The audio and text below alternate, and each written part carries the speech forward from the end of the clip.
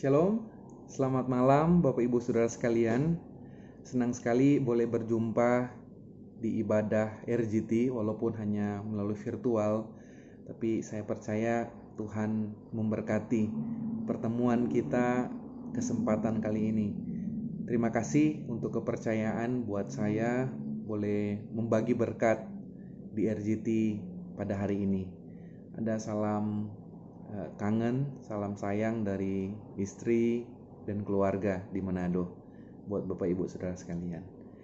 Bapak Ibu, hari ini kita mau sama-sama belajar bagaimana kehidupan yang memiliki damai sejahtera di tengah-tengah kondisi pandemik seperti ini. Setelah sebelum kita mau membahas tema ini secara lebih dalam lagi, saya mau mengajak kita untuk mengambil waktu untuk berdoa sejenak di hadapan Tuhan. Mari kita satu di dalam doa. Terima kasih Tuhan buat kesempatan ini. Kami boleh bertemu melalui virtual untuk kami mau bersama-sama memuji membesarkan nama Tuhan dan dibentuk di dalam ibadah RGT di hari Rabu ini. Kami serahkan waktu ini, Tuhan yang berkati, Tuhan yang sertai setiap kami. Terima kasih Tuhan. Kami menyerahkan pemberitaan firman Tuhan dari awal pertengahan sampai selesai dan semuanya dalam pertolongan dan penyertaan Tuhan. Terima kasih Tuhan. Ini doa kami dalam nama Tuhan Yesus kami sudah berdoa. Haleluya. Amin.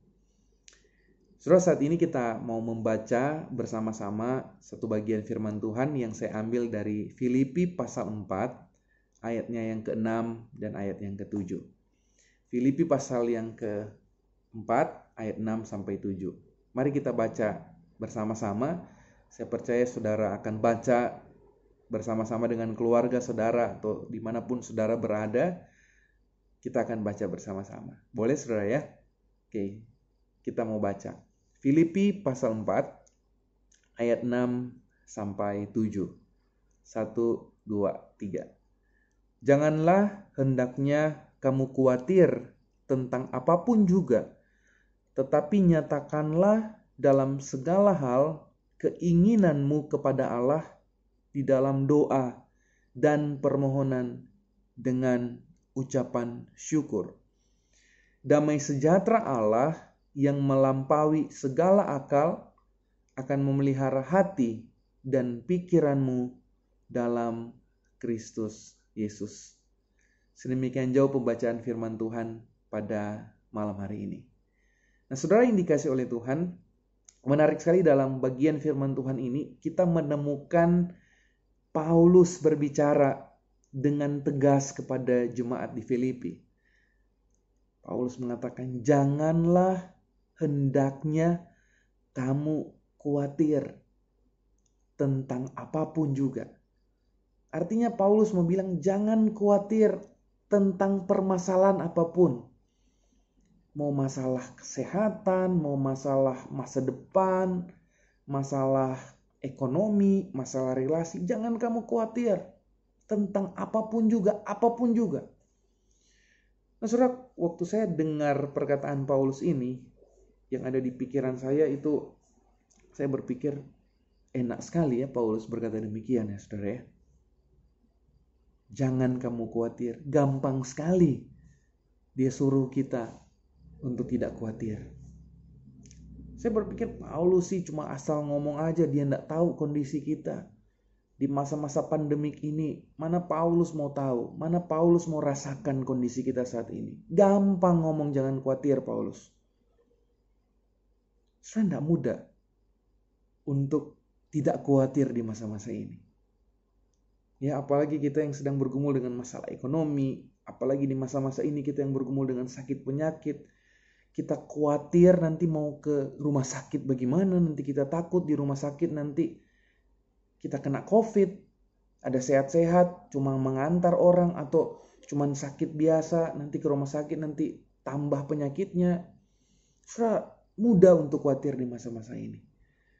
Dan sepertinya kok Paulus mudah sekali ngomong begitu ya. Jangan kamu khawatir. Nah saudara, kalau kita tidak tahu konteksnya, saya rasa mudah kita untuk merasa Paulus itu asal ngomong.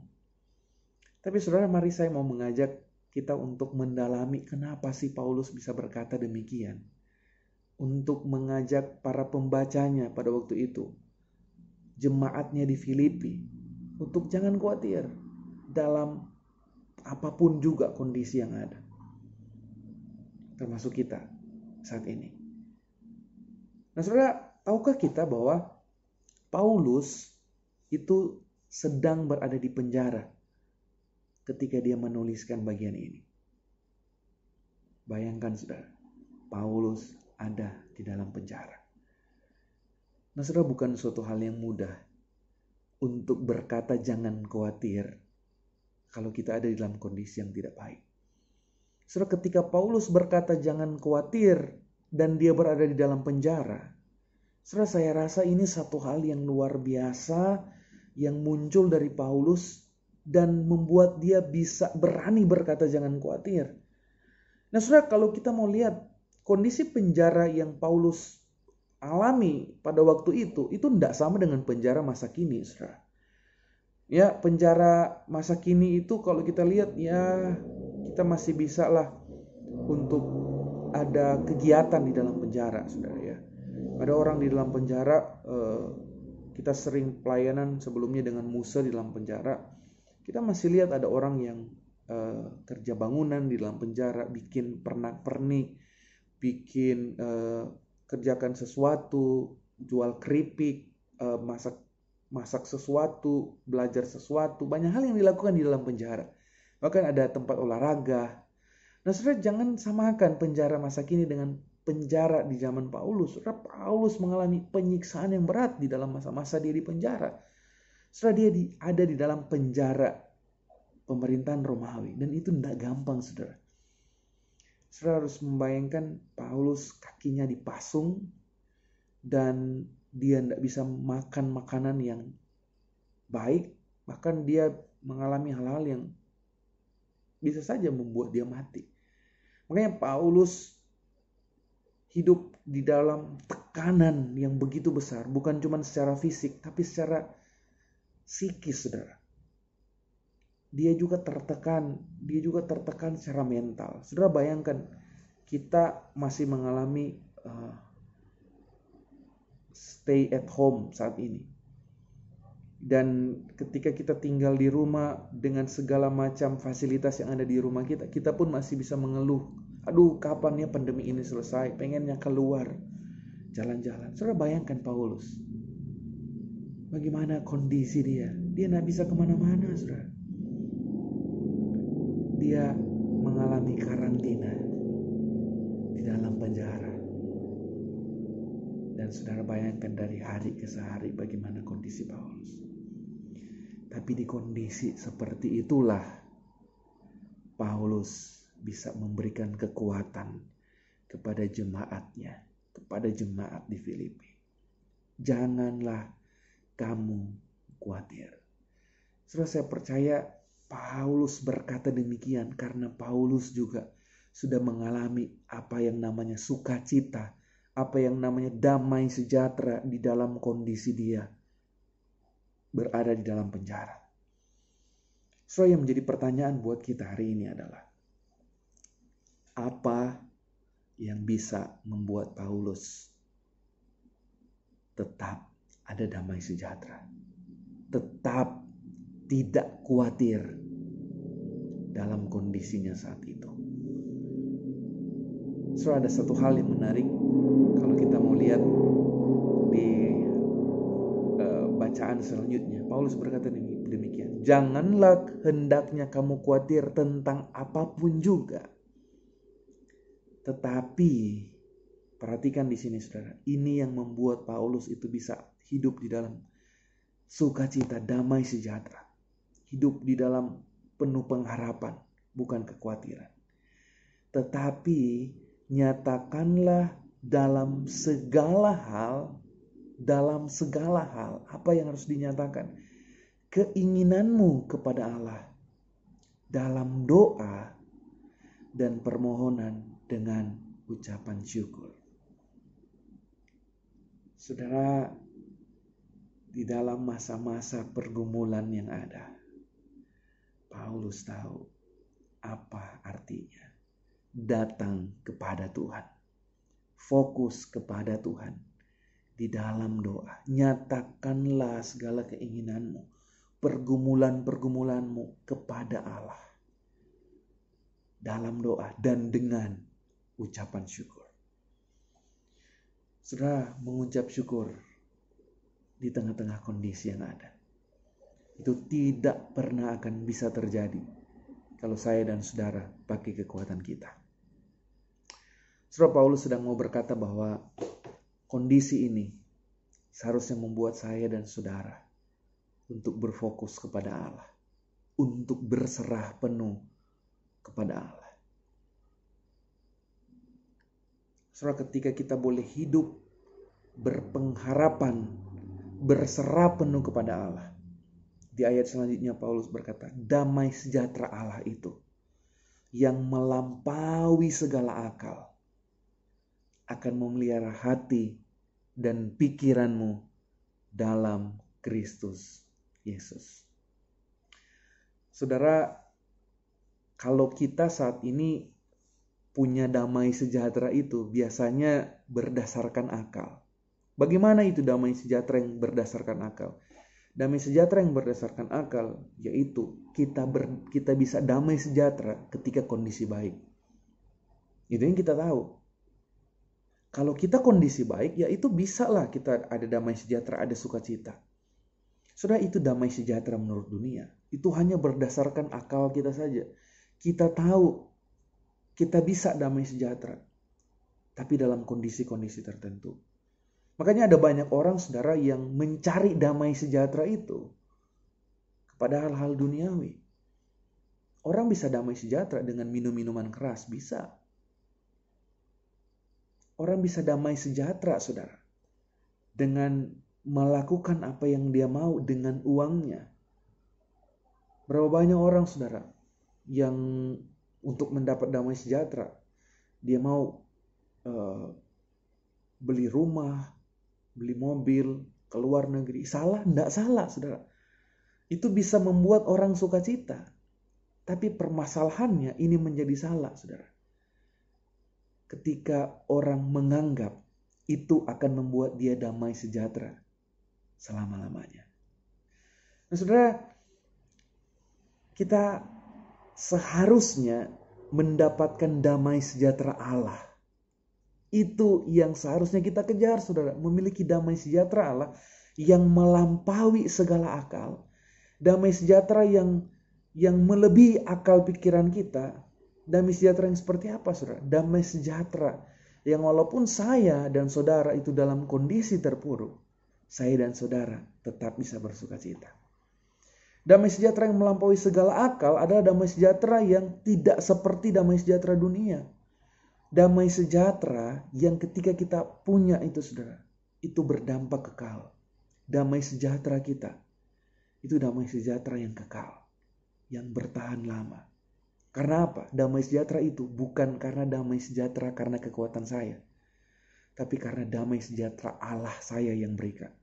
Saudara, itu beda loh. Damai sejahtera kita yang usahakan dan damai sejahtera Allah yang berikan, itu berbeda jauh. Nah, saudara, Paulus mau umatnya, jemaatnya, termasuk kita saat ini, memiliki damai sejahtera Allah itu. Damai sejahtera yang melampaui segala akal itu. Saudara, bagaimana kehidupan kita saat ini?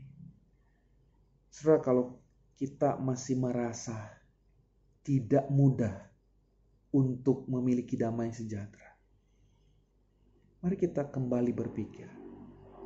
Selama ini, kita sedang berusaha untuk mencari damai sejahtera dengan kekuatan kita, atau damai sejahtera Allah yang melampaui segala akal itu. Saudara, selama ini kita cari damai sejahteranya siapa? Kalau saya dan saudara cari damai sejahteranya Allah, pertanyaan saya, apa yang saudara lakukan untuk mendapatkan damai sejahtera Allah? Saudara, damai sejahtera Allah hanya bisa didapatkan ketika kita mencari itu kepada Allah dalam doa dan permohonan dengan ucapan syukur.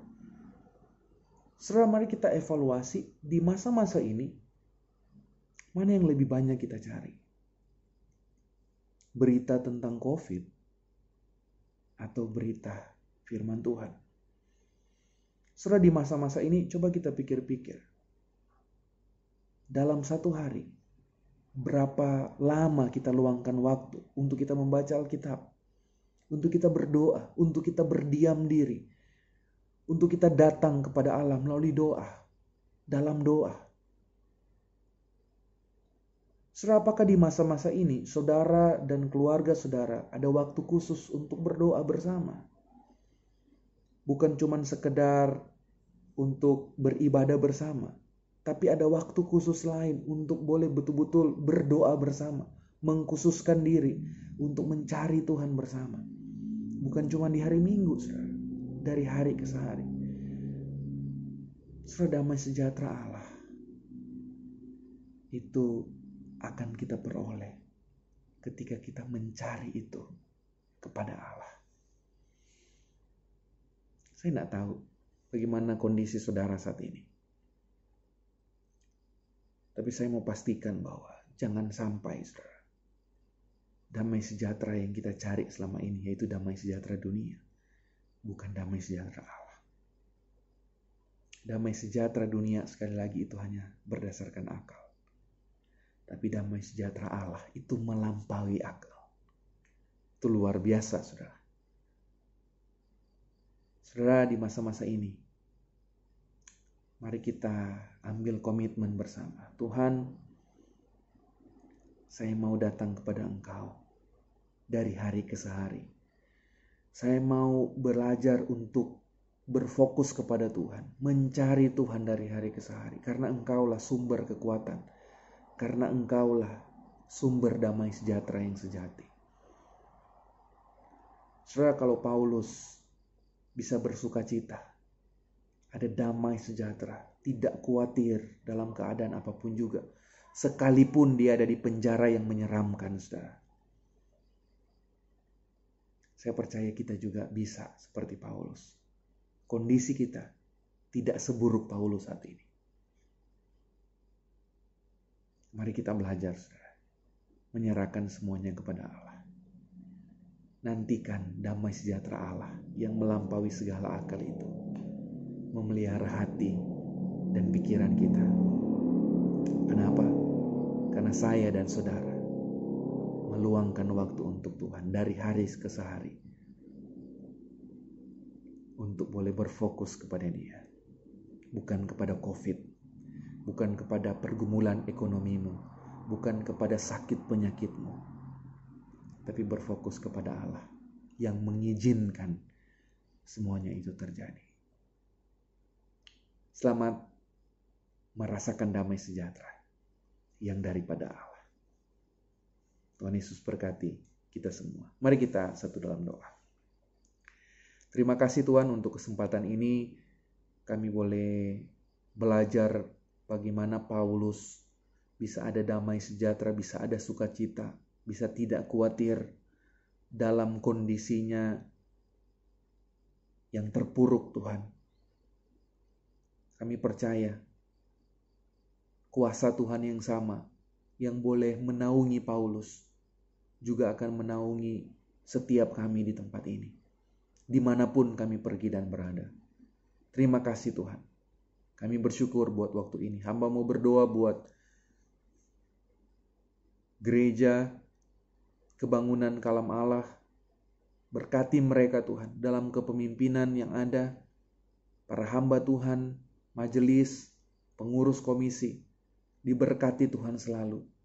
Ada kesaksian hidup di tengah-tengah kondisi seperti ini. Mereka ada sukacita, mereka ada damai sejahtera. Dan ini bisa menjadi kesaksian hidup buat orang yang melihat mereka. Terima kasih Tuhan. Hamba percaya Tuhan tidak pernah membiarkan mereka. Tuntun terus mereka, berkati terus hidup mereka. Terima kasih Tuhan. Ini doa kami dalam nama Tuhan Yesus, Kami sudah berdoa. Haleluya. Amin.